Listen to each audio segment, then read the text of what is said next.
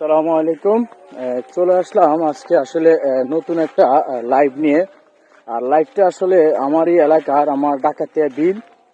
আর আমি এক এক সময়ে আপনাদেরকে এক একভাবে বিলের সেই ভিডিওগুলো আপনাদের সাথে ধারণ করি।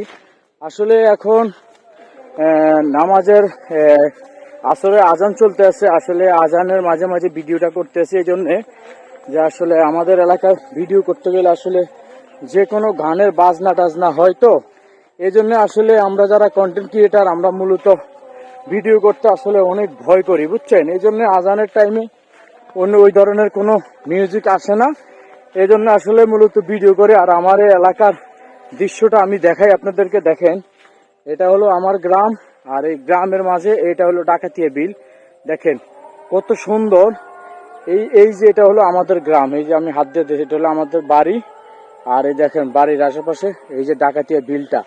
আর এখন কৃষকের ধান দেখেন কি সুন্দর, আপনারা দেখতেছেন যে পুরাটা বিল এখন ধানে ভরপুর।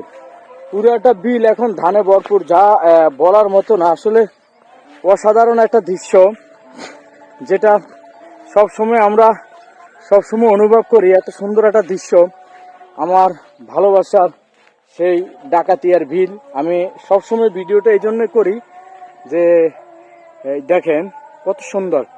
এরকম নতুন নতুন ভিডিও যদি আপনারা আমার কাছে চান, তাহলে অবশ্যই আমার সাথে আপনার থাকতে হবে। আমি সবসময় আপনাদেরকে এই ধরনের ভালো ভালো সুন্দর সুন্দর বিলের ভিডিওগুলা, কৃষকের সোনার ফসল, যে আমার ডাকাতিয়া এক কথা অসাধারণ এই জায়গাটা।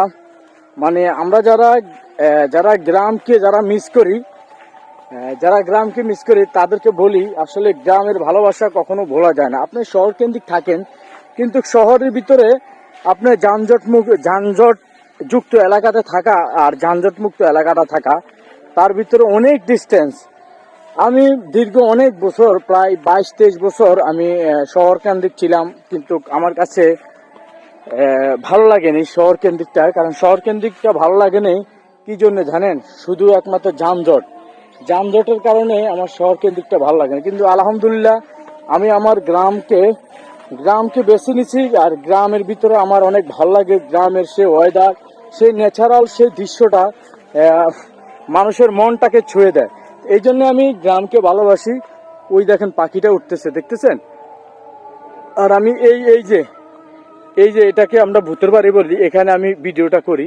দেখেন কত সুন্দর দৃশ্য, দেখেন এত সুন্দর দৃশ্য যা বলার মতো না। মানে চারিদিকে গ্রামের সেই দৃশ্যটা, তার মাঝে হলো ডাকাতিয়া নদী, কৃষকের সফল সোনার ফসল ভরা ধান। কয়েকদিন পর ইনশাল্লাহ এই দেখেন ধান কিন্তু পেকে যাচ্ছে, দেখছেন? ধান কিন্তু পেকে যাচ্ছে। এই দেখেন এই ক্ষেতটা, দেখেন এই ক্ষেতটা কিন্তু ধান পুরাটা একদম। কয়েকদিন পরে ইনশাল্লাহ ওই যে ওইদিকে অলরেডি কাটা শুরু হয়ে যাবে কয়েকদিন পরে। তো সবাই আমার দৃষ্টিকোণ থেকে, আমার ভালোবাসার যারা অডিয়েন্স, সবাই ভালো থাকবেন, সবাই সুস্থ থাকবেন। সবাইকে নিয়ে আমি সামনের দিনগুলো এগিয়ে যেতে চাই। সবাইকে রইল আমার অন্তর থেকে আসসালামু আলাইকুম।